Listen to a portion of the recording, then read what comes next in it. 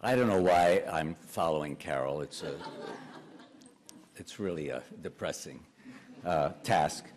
But as I look around, I notice I have friends and acquaintances who are actually on all spectrums of ideology, politics, and that is encouraging, because what today is really about is about bringing people together who may not agree on the specific ways of addressing it or interpreting poverty, but it is the place that we should have a really thoughtful civil discourse around. And as you'll see, our folks, and as you hear from us, we all hold different perspectives, but we are collaborating because we think that the issue of poverty is essential to address in a way that would be ameliorating. Now, of course, if you look at the trend lines, we haven't changed the impact of levels of poverty in the last, I don't know, since the 60s. No dramatic changes up or down, just sort of minor blips. And that suggests that the billions of dollars we've thrown at the problem have not really been successful. Now, there are all kinds of controversies, why, and all of that.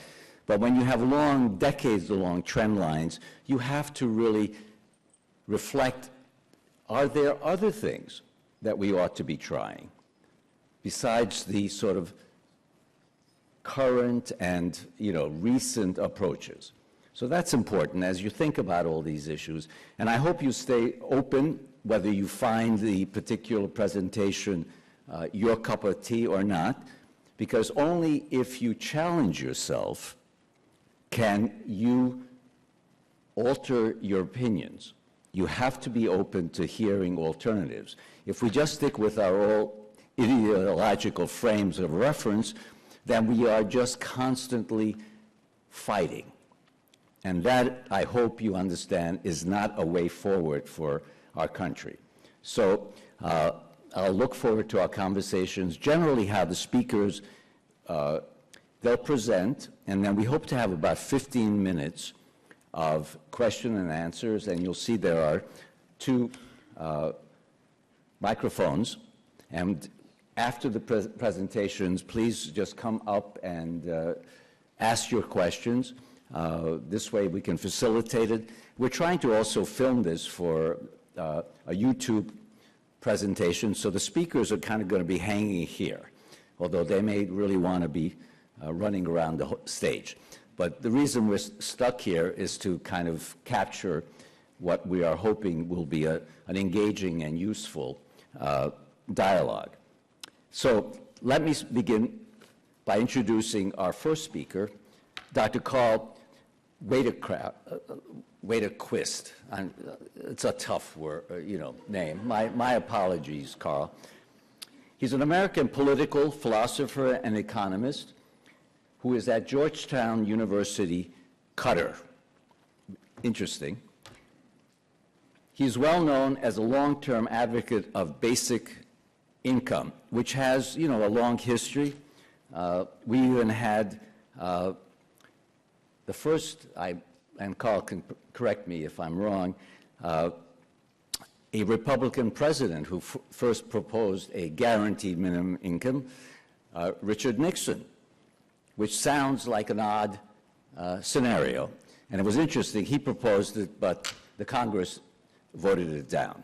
So it goes back so people on all political spectrums have thought about this and have arguments for and, of course, against.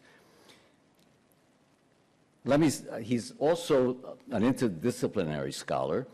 He has published in such fields as economics, politics, philosophy, and anthropology. And interesting to social workers, he's published a book, a textbook. It's called Economics for Social Workers. That's a hell of an agenda. We're not often known as deep divers in economics, although I think it's essential in terms of understanding the fundamental issues around issues like poverty. Apparently, he's going to be having a second edition in about a year or so. Perhaps we'll be able to integrate it in some of our courses at the college. And I know there are a couple of economists here who I know, and so yay for social work, for taking you guys seriously. He's also the co-founder of the U.S. Basic Income Guarantee Network. It was the very first basic income network in the United States.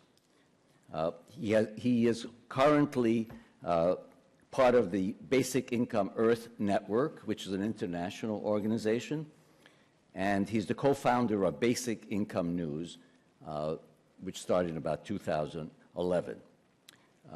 His commentary has been both on television and radio, so let me ask Karl to come on up and please welcome the presentation.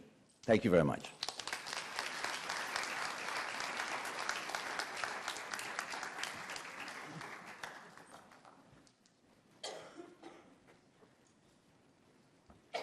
Thank you. Happy Mardi Gras, everybody. Now, the most difficult thing for a society to do is to avoid oppressing its least advantaged individuals. Yet, I find that the prevailing theories of justice think that problem is pretty easy to solve. The prevailing theories of justice in philosophy today are contract-based theories and natural rights-based theories and hybrids of the two. And these have a long history going back at least as far as Hobbes and Locke, and they figured right in the American Revolution. Now, one of the prevailing theories is not utilitarianism. That somebody should tell the economists that this idea of utilitarianism that pervades the social welfare functions that economists are still working on although it was mainstream philosophy when y'all started it, philosophers have given this up, and you're the only ones really still doing a lot of this. The reason social contract theorists and natural rights theorists are both united in dropping this idea of utilitarianism, well, there are many reasons, but one of the reasons is that utilitarianism doesn't have what we call a proviso, is that there is no limit to the sacrifice that a utilitarian might ask one person to make for the good of the whole. And social contract theorists and natural rights theorists says, well, we're different people. There's a limit to how much sacrifice you should be able to ask one person to make for the good as a whole. And so we're not going to ask anybody anything that we wouldn't all agree to in advance, or we're always going to make sure that we respect everyone's natural rights, and this will keep us from oppressing the least individual people, that we have these provisos that we won't cross. But a recent line of criticism, especially against the many versions of social contract theory that have been popular in the last few decades, has come from the perspective of insider-outsider theory. The feminist theory by Carol Pateman that what we have is not a social contract, what we have is a sexual contract. That for the hundreds of years that we have had something like a social contract really in place, it has really been a contract among men, which leaves out women, and is either indifferent to women or based on the assumption that we can take from women and without taking contributions from women without taking our duties to them as seriously as duties to others. And then Charles Mills did a version of that called the racial contract, which said, well, actually, we've done very much the same. It's not just a contract only for men. It's really a contract for white men. And he talked about, there's many other ways, the able-bodied contract, and so many other forms of contract. You've got the class-based contract. There's that in practicality, our societies have not been a true social contract, which is supposed to be for everyone, that everyone is really a part of the social contract. But we have these insider-outsider contracts, Well, the answer to that from most social contract theorists is then, well, we've done it wrong in the past, but we're going to do it better. What we really need is a more inclusive social contract. We need a social contract that really, truly can be justified to every reasonable person. Of course, the devil is in the details. What do you mean by this, justify it to every reasonable person? Because, of course, you can never justify anything to everybody. Then we'll never get unanimous agreement on anything. If we had a referendum on should we make murder illegal, there'd be some joker out there who would just vote no, just to cause problems or something. So we can't really literally get everyone to agree. So we say, okay, well, every reasonable person. Well, how do we decide who's reasonable and who is not reasonable? And the philosophers, well, I will tell you that if you put my theory in place, then all the people who disagree are unreasonable, and all those who agree are the reasonable. And we don't have to look at those unreasonable people as true outsiders, because we really have, look, my theory, it takes them into account. Oh, it takes their needs into account, and it takes their desires into account, and their rights, or whatever else it is that is important for all these individuals. We're taking these things into account, and if they weren't so recalcitrant, they would admit that really we do have a truly inclusive contract, and so we can treat these unreasonable objectors as if they really were a part of the contract. It might look like an insider-outsider contract, but it really is not. It really is, we are taking everyone's true needs into account. And I am dissatisfied by this methodology, that this can ever be done. Because when I look at history, I do not see the problem of history has not been one where there's these reasonable social rules that we all have, and that the objectors are all unreasonable. We do have, we do have criminals and murderers and things like that. We do have some unreasonable people that don't want to play by the rules. But I seem to think that the biggest problem is the one I began with, is the most difficult thing for society to do is to avoid oppressing its least advantaged individuals. And our modern theorists, I know they're trying as hard as they can to be reasonable, but I think our past theorists were trying to be as hard as they could to be reasonable too. And they were making mistakes. And we're not repeating those mistakes. That's good. We're making all new mistakes. But I don't think we can ever believe that we are truly free from mistakes.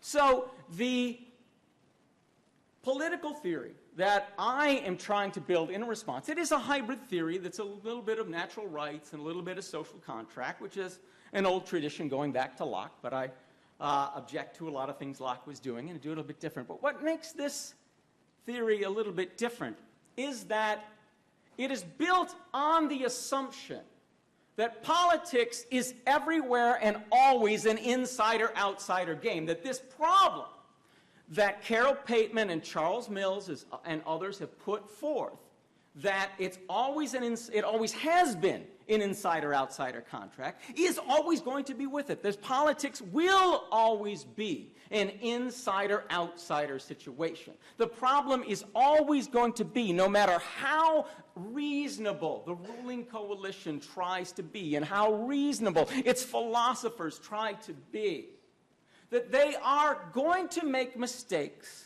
And as many people have been aware for a long time, people tend to make mistakes systematically that benefit themselves and systematically that justify the prevailing systems in society. So we're going to make mistakes that to the advantage of the insiders and the disadvantage of the outsiders. So whoever is the ruling coalition should stop pretending that really it truly has been objectively reasonable, and all these people with these objections are the unreasonable ones. But it needs to stop and think that I cannot speak for the outsiders in my society, is that the ruling coalition is merely that. It is only a ruling coalition. It is an insider contract. It is not truly a social contract that really can speak for everyone. It's going to leave someone out. So instead, what then, if the all possible social contracts are insider-outsider agreements, what gives any ruling coalition a right to rule? And what I argue for is several things. I call the theory justice as the pursuit of accord. Rather than the assumption that we have agreement, we must always be striving to create an agreement, to create a true social contract, and we must be aware that as yet we have fallen short. That the ruling coalition then can never pretend to speak for everyone. It has to make the rules. Someone has to. It has to make the rules, but it must do so with awareness that it is probably making mistakes that disadvantage the least advantaged people in the world. Now, so what it must do then is try to maximize the number of people that can be brought into accord. By accord, I don't mean a hypothetical agreement or a past agreement that ones could say, well, you would have signed this before you entered society, and so even though you wouldn't sign it now because you would have then, you should feel bound to agree. Not a hypothetical agreement, not a hypothetical agreement in what you would have agreed to, and not a hypothetical agreement saying, despite the fact that we're calling you unreasonable, we're saying you would have agreed to this. Nothing like that, but you maximize the number of people who are literally in accord, which in practice that's going to be a majority. You want to get a majority support. And the other responsibility, the other main responsibility, is to minimize the interference with those who can't be brought into accord. This leads to very different conclusions than either natural rights theory or social contract theory, based on this idea that objections are unreasonable. That because we have assumed that your objections are unreasonable and we really have taken you into account, well, we can make you do things. In the mainstream version, we can say that society is a mutually beneficial association for everyone's benefit, and that we all are entitled to something from society because we all contribute to it. Therefore, we can hold everyone to a responsibility to work and to contribute to this society, no matter how much they say that the rewards you're giving me relative to what you're giving to everybody else is too small. I shouldn't begin with. It's too small. I should be given more. Is that we will not make these kinds of demands for people. We're going to minimize the interference with people who can't be brought inside, and we're going to compensate people for the fact that they can't do things their way. There is more than one reasonable set of rules that we could all live by. Some people want to have more of a rights-based system. Some people want to have more of a cooperative-based system. Some people want a more egalitarian. Some people want more meritocracy. There are a number of different reasonable rules. And the majority is going to do things their way. And you can't just say, our way is the best way. If you don't like our way, it's unreasonable. We should be, to some extent, compensating people for the fact that they cannot do things their way. Those who get the most resources, then, should be compensating those who have less access to resources. And another thing, so there's going to be compensation involved. And another thing that you need to do to respect individuals and minimize the negative interference with individuals is to respect their status as a free person. And in my first book on this topic, Freedom is the Power to Say No, I go about this in great detail. I outline a theory of freedom which I call effective control self-ownership, which comes down to freedom of independence, which is the freedom to, the power to make or refuse interaction with other willing people. And that this connects, so it's the effective power to have control over who you interact with and what projects that you take on in your life. And this connects very much with a movement that is growing in popularity in political movements around the world, the basic income movement.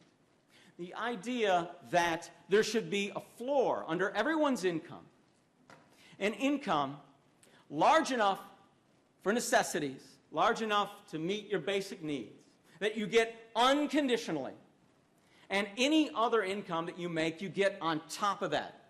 So whatever you get for contributing, you get on this base amount that everyone gets. This, I argue, is we do this because we are imposing a questionable set of rules upon the disadvantaged people of the world. And these rules tend to favor a given power structure. And we do not know how to eliminate the fact that every society in history has had a beneficial power structure that's been beneficial to insiders. We don't know how to cure this problem. We don't know how to create a truly inclusive social contract because we always have an insider contract. We don't force people to participate. We respect their freedom as the power to say no. We respect that if you deny people access to the resources they need to survive, you're taking control not only over resources, but over people. And Thomas Paine pointed this out more than 200 years ago in his book, Agrarian Justice, when he talked about how people in the cities no longer had access to land. And he compared this to sucking all the air out of the room, saying we're using air today, right now, the way our ancestors used the land.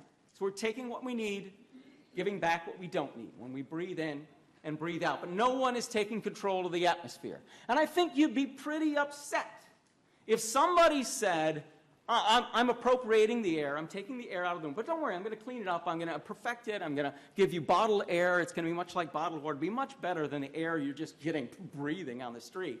You're going to like this, and you're going to work for me. You're going to want to work for me to buy this nice air that I'm making. I think you'd be pretty upset during the 6 to 8 minutes you have left to live at this person, that this person was doing this. But we accept this. We accept this with all the other resources that we are denied access to. And someone cannot deny access to resources without interfering with you. It is freedom. The fact that you don't have access to enough resources that you need to survive is a violation of negative liberty in its most negative and liberal sense of the term, is that it is interfering with what you are capable of doing yourself. The cause of poverty is a manufactured desperation. We are not now, nor have we ever been, as a species, in a desperate struggle to survive. Our ability to produce the goods we need has always run well ahead of our need for those goods, except for in some very rare circumstances, such as perhaps, say the Norse colony in Greenland was collapsing or something like that, and these rare circumstances like that, is that there are enough resources to go around, but we create a situation where most normal people are in this desperate situation, where if I do not get a job, and by getting a job, I have to accept my place in a given hierarchy and power structure. If I don't get a job, I am desperate for the food and the shelter and the clothing that I need. I am not allowed to build these things for myself. I am not allowed to hunt, gather, fish, farm, forage, start my own business, start a cooperative. None of these things am I legally allowed to do. I can forage out of someone else's garbage, and I can't even legally in most places build that garbage into a shelter to keep myself, protect myself from the element. We are unfree to do things that our ancestors could do hundreds of thousands of years ago. That there are no animals out there that have to ask permission to a more powerful animal before they can forage for the resources that they need to survive. We have taken away this power that people have and given them back the mercy we've put in everyone. To the extent that we have legal equality in the world today, is that we're all legally at the whim of the people who currently own property. Is that we can marry one of them, we can work for one of them, we can beg from one of them, we can get gifts from one of them, but all normal people have to do something for someone who has property in order to keep themselves alive for the next day. And the best thing you want to do, the best way to secure that when we're all equally at the whim of the people who currently own property is to be a relative of one of them. They tend to be, that's something that they tend to favor. So I believe that it's wrong. And so now giving people direct access to resources would be a reasonable response to this. But we live in a monetary economy. We have billions of people now. We are no longer a small amount of people living in a vast wilderness. We have taken people and put them in a monetary economy.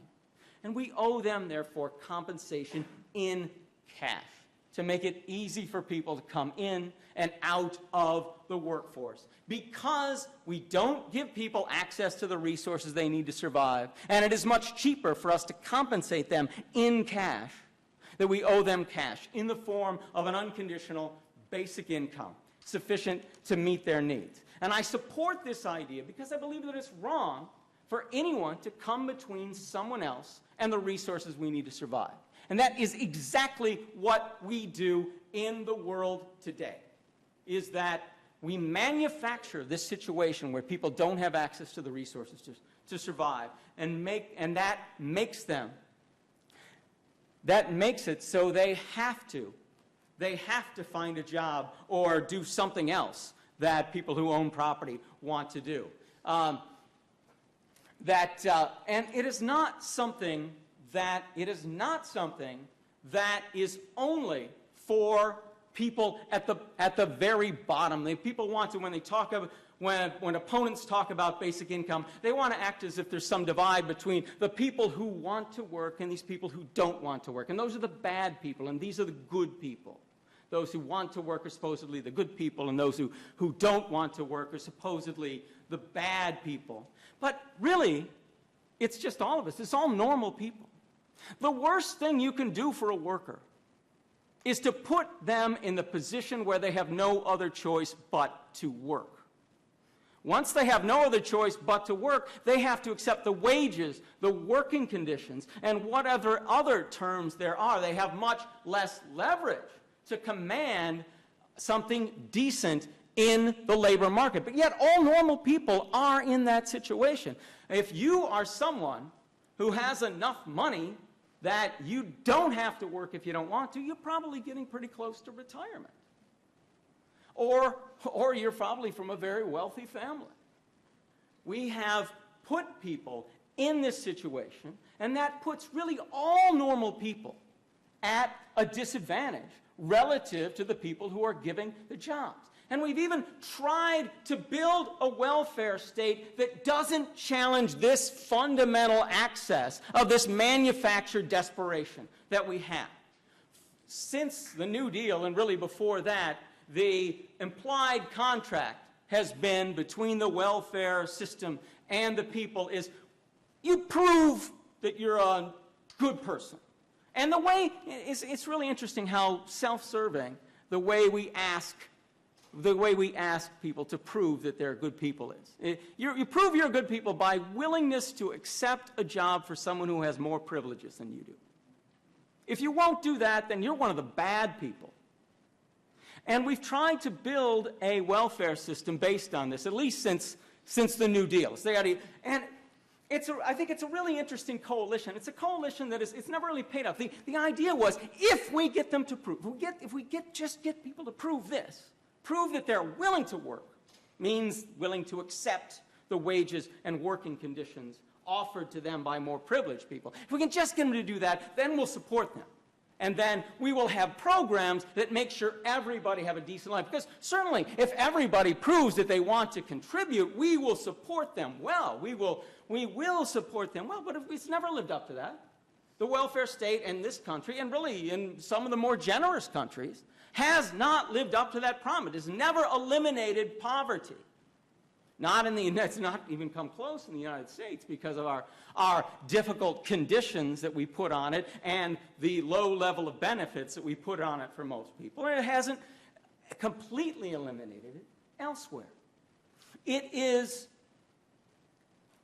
has not eliminated poverty, but also it has not made the welfare system invulnerable to attacks. And as a matter of fact, it has given people the leave to treat everyone who's eligible like a potential criminal. Oh, you say you're one of these good people who's really willing to work, but you need this. How do you prove that you really need this? You really sure you need this? When they created aid to families with dependent children back in the 1930s, it was assumed, oh, a single mother with children, that's the neediest person in the world. Look how hard she is working, taking care of the children. But in the 1930s, that's the way people were looking at it. But by the 1980s, they demonized women with children as if that's not a job, that's not real work. These must be really lazy people, and they did a bunch of racially coded language, such as the welfare queen, and treated people who were eligible for this program more and more like criminals. And of facing this judgment, that if you're eligible, you are suspect. And many people who have found themselves, who have been eligible for things, have been treated as suspect.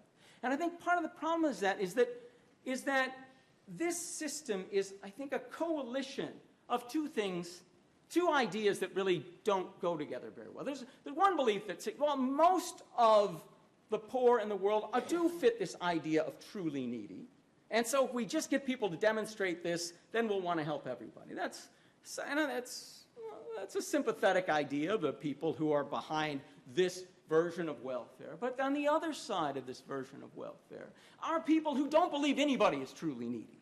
Is that there's plenty of opportunities out there in capitalism, and if people aren't taking advantage of that, it's because they're lazy or not hardworking, or they're just corrupted by a system which cushions them when it should be pushing them out into the labor force. And so there's people, you've got a coalition who think just about everybody who's low income is truly needy, and these other people who think anybody who's low income is not truly needy. And it's this coalition of these two people, of these two kinds of looks at it, that has made the system very punitive, and a system that is very vulnerable to cuts and demonizing of just about everybody who is eligible.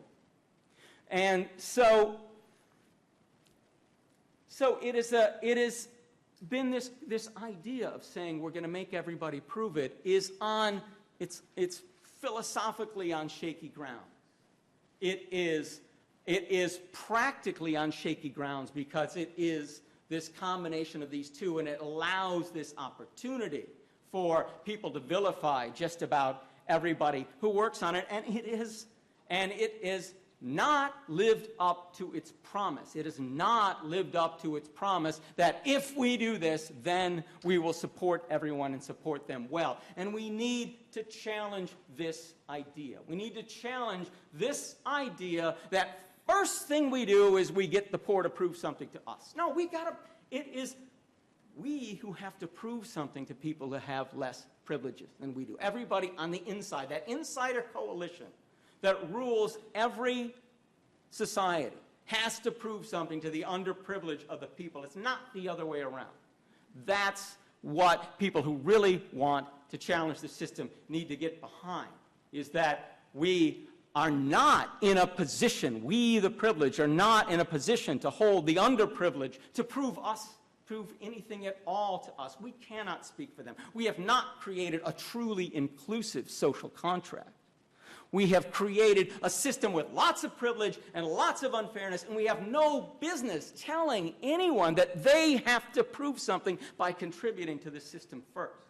We must stand in solidarity for those unwilling or unable to work, as that language that was quickly removed from the Green New Deal originally put it, is that if you're not standing in solidarity for those who are unwilling to work, that I don't know if you can really truly call yourself a progressive, because you're really embedding this most conservative idea of our welfare system, that first things first, first the poor have something to prove to us, then we'll help them.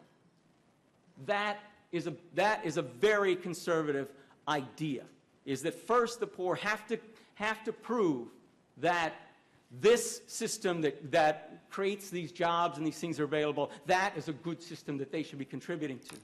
And we're so ready to demonize anyone who is unwilling to work, that we will say, whenever we'll talk about lazy workers who don't work. And you notice, no one ever says cheap employers who won't pay enough. Why? Whenever you have someone who is unwilling to work, that means they're unwilling to work for the given wages, the wages that are prevailing, the working conditions that are prevailing.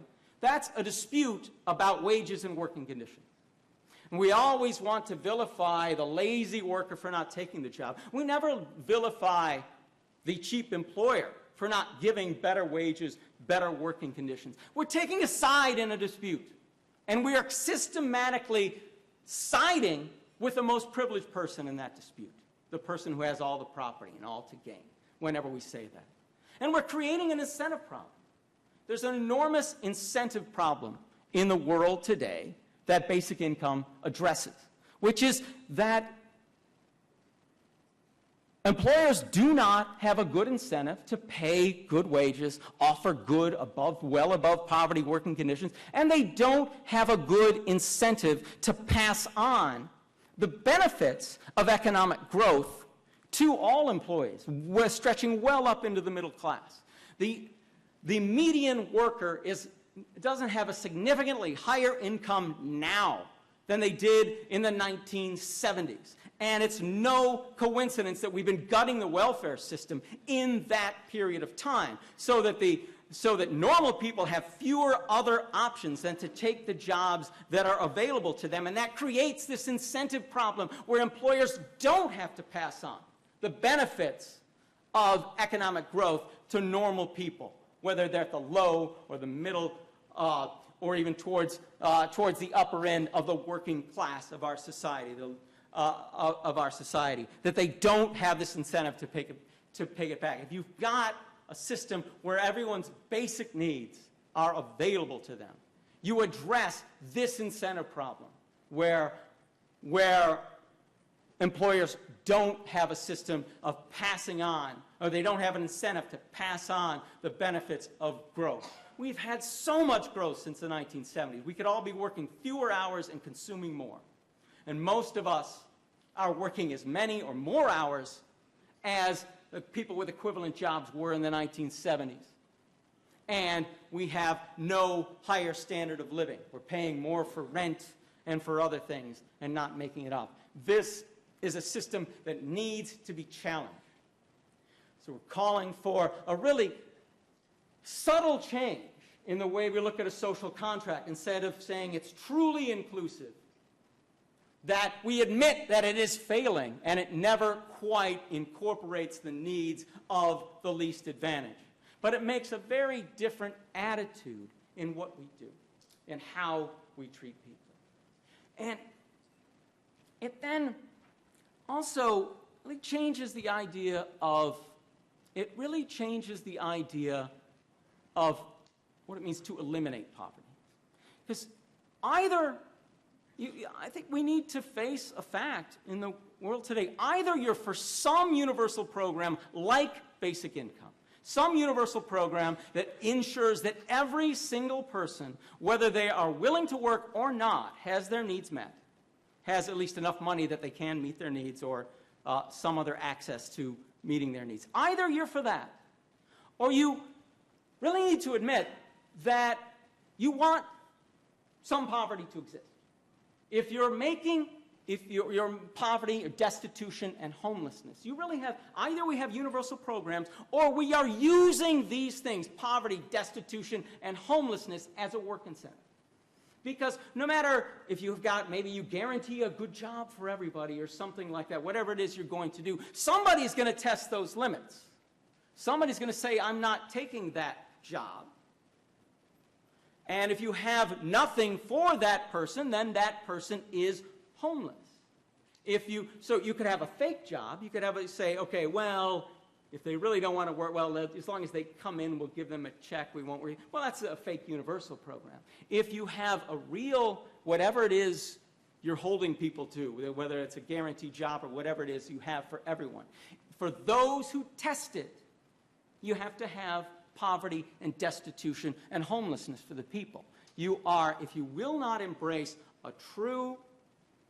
some true universal program like basic income, then you have to embrace that we need some level of homelessness, some level of poverty and destitution to create a real work incentive so people really will satisfy whatever these conditions are that we're holding the poor to prove that they're the good people who should be helped. That has been a part of our effective insider contract for far too long. We need to get out of that mindset that anyone on the inside is capable of judging the people on the outside, that the privileged know, that the privileged have some right and responsibility to decide whether the underprivileged have done what they need to do to be deserving of the resources they need to survive. We need to get rid of that idea in the implicit contract, by the way we get people to work, and say, what we're trying to do is build a community here. We want to have an inclusive community where everyone wants to contribute. But we're not going to threaten you with a loss of the very resources you need to survive. We're not going to build our community on threats. We do not have to build our community on threats. We can build a community where everyone has universal access to enough to survive. But if they do those things that the community finds as useful, then we will reward them more. And on this basis, we build a conclusive community participation. The system is not going to collapse because we, the insiders, discipline ourselves by saying we are going to get voluntary participation from those who are on the outside. The system is not going to collapse. And if it is going to collapse when we do that, maybe it's a system that's worthy of collapse. We should have a system that's based on voluntary compliance because we give good wages and good working conditions to people who could refuse them. And we don't build a system on this threat that we are going to make it impossible for you to survive yourself unless you do what you said. And that's why I find this outlook very much in accord with this idea of basic income that Bertrand Russell defined in this way just a little over 100 years ago when he wrote, "A certain small income, sufficient for necessaries, should be secured for all, whether they work or not, and a larger income should be given to those who are willing to engage in some work the community recognizes as useful. On this basis, we may build further." Basic income is not the end of social justice, but it's one of the essential tools if we want to build a community that is based on respect for those who object to the structure we have and is trying to get a voluntary, trying to build community on the voluntary cooperation of all those who might want to get involved. Thank you very much.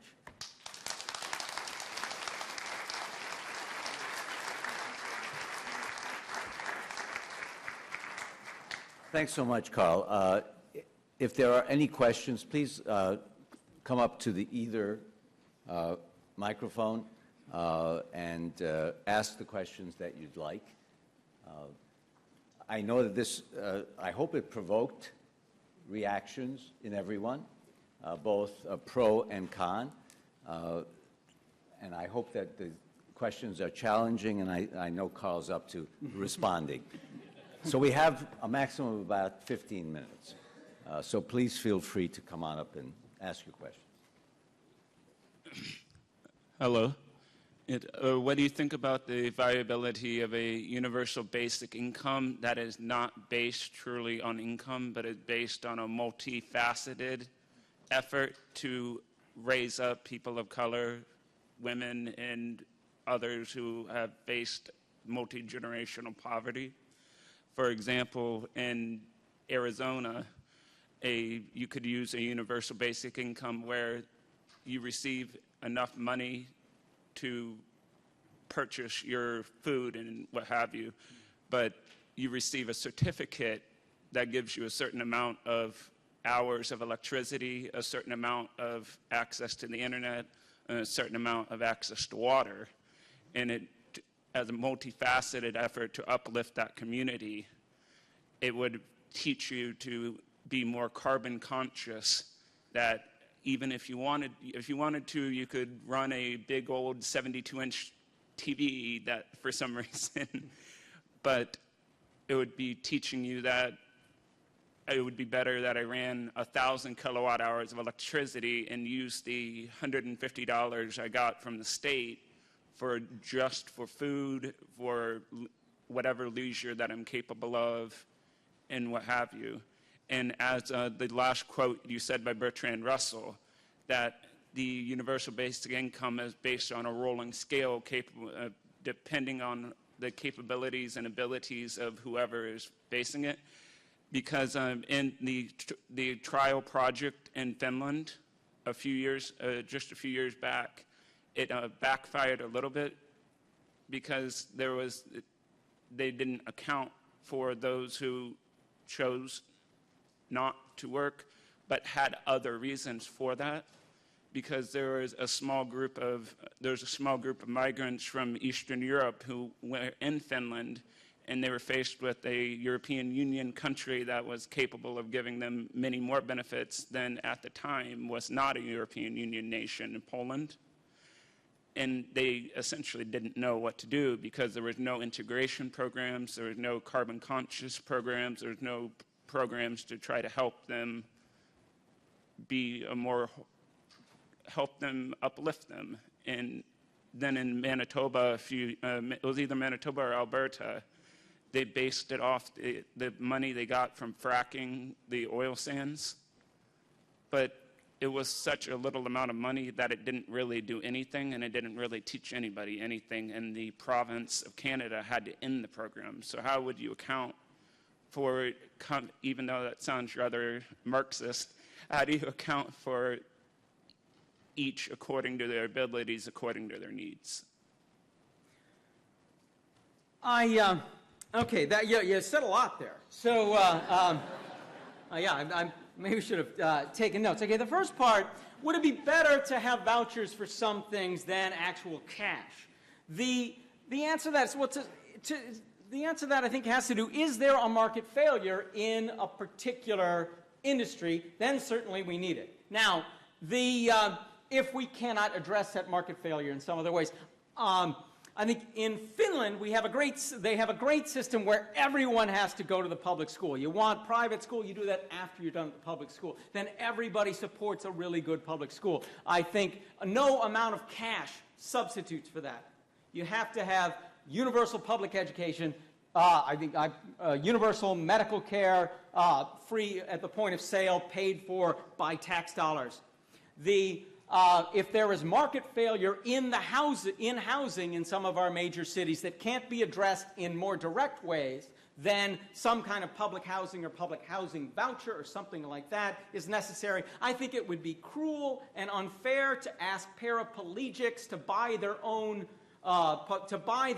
wheelchair out of their basic income. We should have something for paraplegics, a little extra, so they can have their own wheelchair. But I am skeptical of something that's saying that we should have vouchers for something as basic as food, because actually the market is really good at delivering cheap food, and I think it could also deliver some healthier food if we have the right kind of regulations. And I don't think most people are incapable of deciding, yeah, well, I should spend some of this amount of money on food. And things we have tried to do that have these paternalistic elements in them, it's like, well, we don't think you're going to buy the right foods, often end up being humiliating. Is that you see a person in line at the grocery store spending their food stamps, and you are then able to judge them. Is that if they're spending cash like everybody else, it's not so much judgment. We need to get the stigma out of programs. That's one of the things that is holding people back. Now, the Finnish program was actually introduced by the center-right program, or the center-right government, rather than a progressive coalition. And the Finnish, the center-right government judged this program by whether or not when you gave people a basic income, they worked more. And that was really their sole criteria, which I don't think is how you should be, as if the poor people of the world were working the right amount right now. Personally, I think the poor are working far too hard, and they should stop working until we get better wages and working conditions. So I think that's a really poor way, and a poor way to judge a program when, in fact, if you look at how well off people were, the Finnish experiment, like the Manitoba experiment, actually made people a lot better off, the Manitoba experiment in the 1970s. Now, the oil sands thing was actually in Alberta.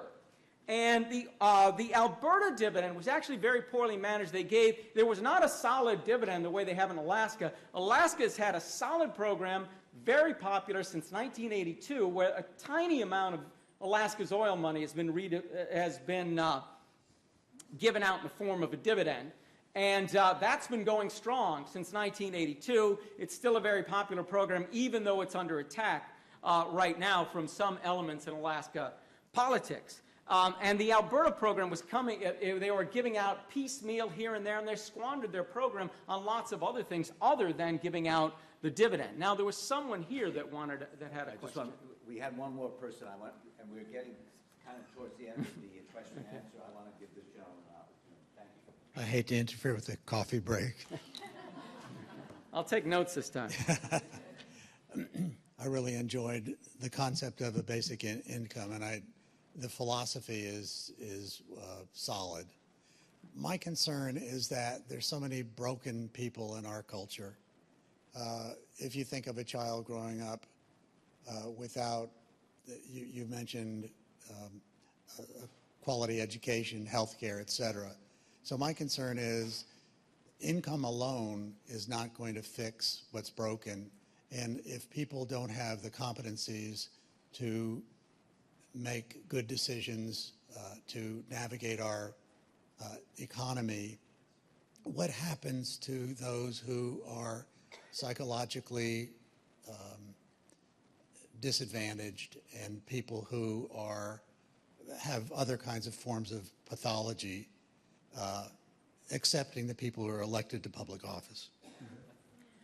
Yeah, I think that's a good point, and there is an element in the basic income movement which was very big in the 1970s, which is now a very, very small part of the movement, which saw basic income as a replacement for the welfare state. There were some people who wanted to get rid of just about everything else the government was doing and replace it with basic income. That's not too many basic income supporters are still in that camp. That tends to be the right-wing fringe of this movement that wants that, is that basic income is seen as the missing piece in a welfare system. Well, the United States is mostly missing pieces, but in Europe, especially in say, the Nordic countries, they've got a lot of the other elements, and basic income is really what's missing there. And no, I don't think income alone can fix our problems. However, I do, and this one I stand in solidarity with the great Yogi Berra, who said, rich or poor, it's good to have money. I have a friend of mine, a kid I grew up with, has a very serious mental disorder. And he could easily be on the street and living off of other people's garbage and going in and out of homeless shelters. He has obsessive-compulsive disorder and schizophrenia and maybe bipolar disorder. He has been unable to hold down a job his entire adult life. He's some risk of becoming violent. But he's not homeless because his mother has money and bought him a house and gives him an allowance. And he's an awful lot better off being a mentally disabled person with his own house than he would be being a mentally disabled person on the street eating other people's garbage. Yeah, we need better mental services for people like him, but every one of them needs food, shelter, clothing. They're basic needs that we all share. And most people will buy those with money, even people who are pretty low levels of functionality will know to buy those things with money. And those who don't are pretty identifiable and can be helped in other ways. They actually are not buying food or shelter when they have the money to buy them. Do we have time for this one? I can be quick. Oh, okay. Oh, there's another one. Oh, wow. Okay. Peripheral vision. Quick questions and quick answers. Okay. That's my weak point. Okay. Hi. I like coffee too, so I'll be quick. My question is one of implementation. I think a big problem with poverty is when people start debating between government responsibilities and private responsibilities. So my question is, who is responsible for providing this basic income? Is the government responsible? Are individual businesses responsible? Is it a mix? Because I think the selective privilege and power structures that you're talking about exist in both spheres. So I'm just curious as to how you would put that together. Yeah, I agree. I agree. But every piece of property we have is made out of resources. Everything we have, whether it's government-controlled, private-controlled,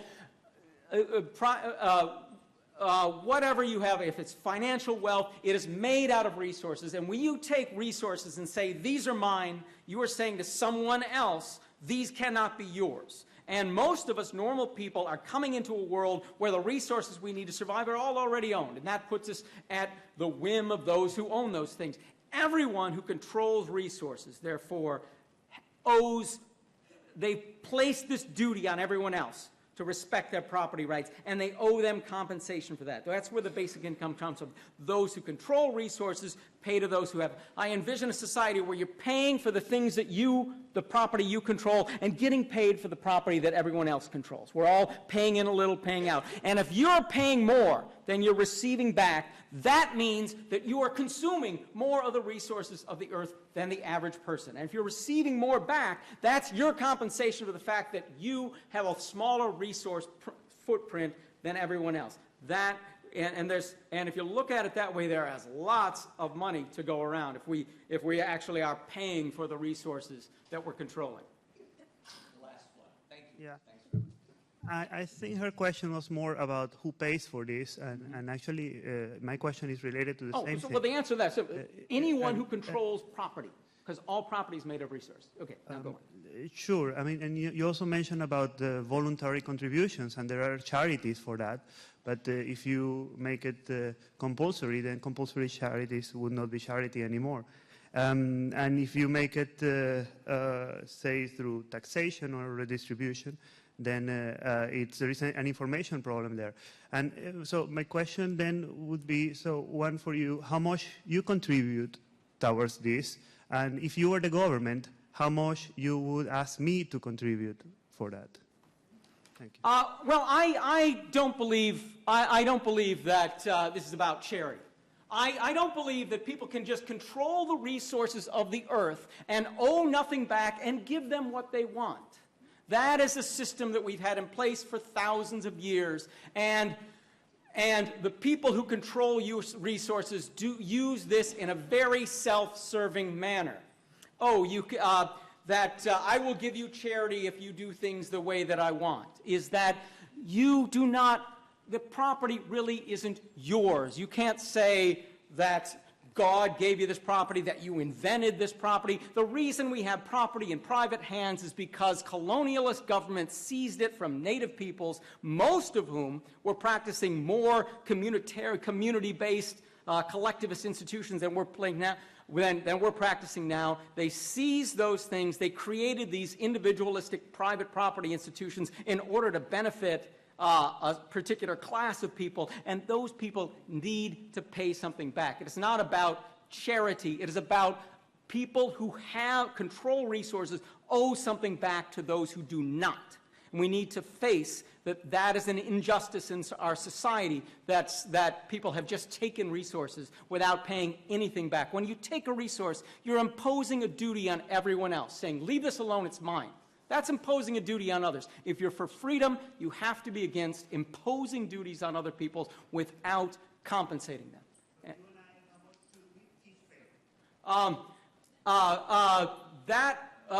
A substantial amount, enough to provide, at least enough to provide a basic income, and maybe at the highest sustainable level, so quite a bit more than we're paying now.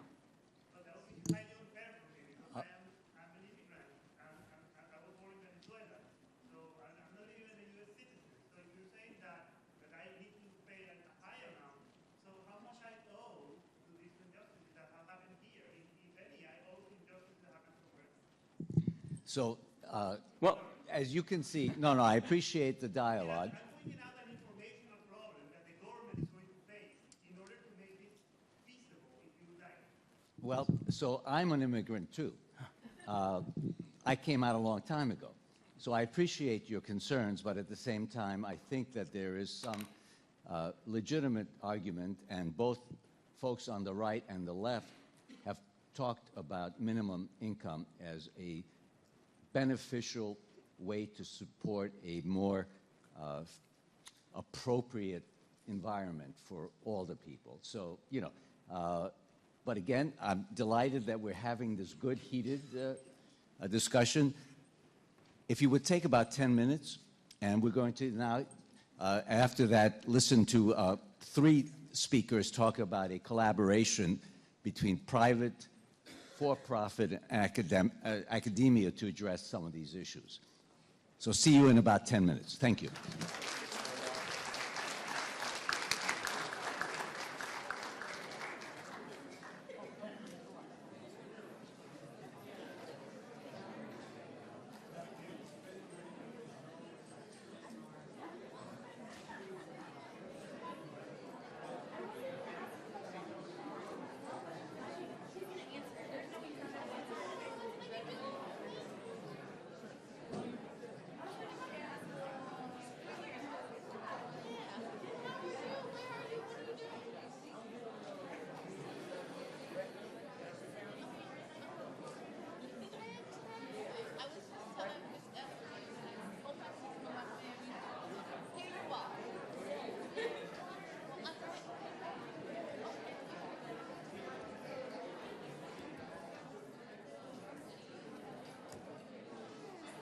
Guys, we're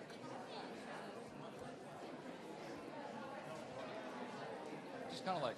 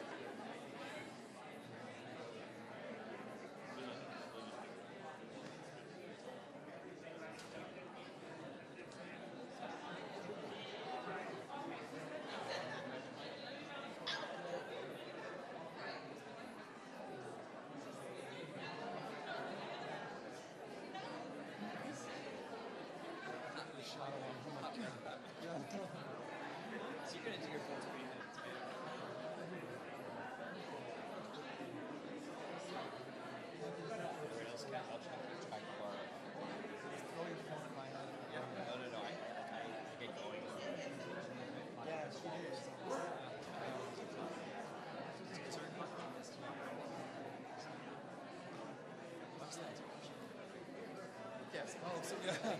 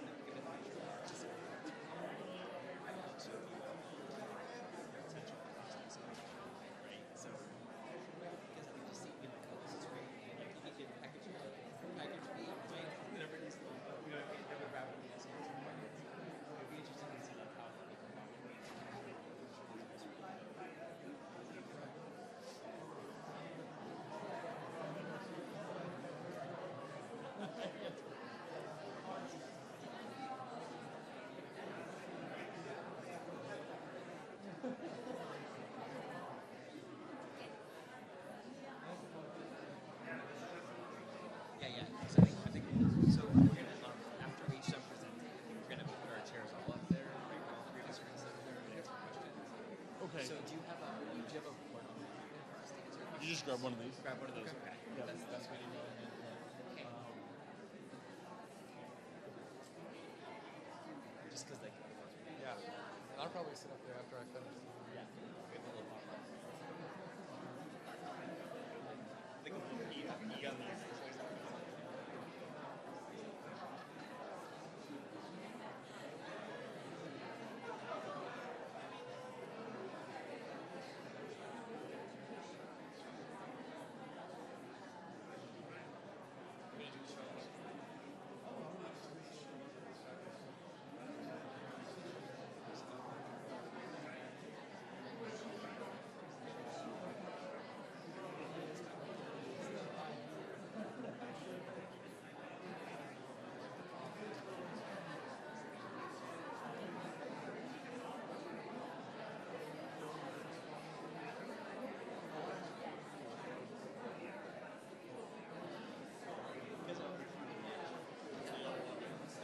Well, they're, and they'll get up.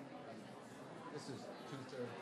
Yeah, because we weren't able to answer the questions from the seats. We think we should stand up. What would you do? It's going to go faster if we had 5 minutes. So what we can do is we can take one of these. Sure. Okay. We could move the chairs up if you want, or you can Middle stay. Middle's fine too. Yeah. which would be Middle's fine. We can carry him too. We'll make his carry.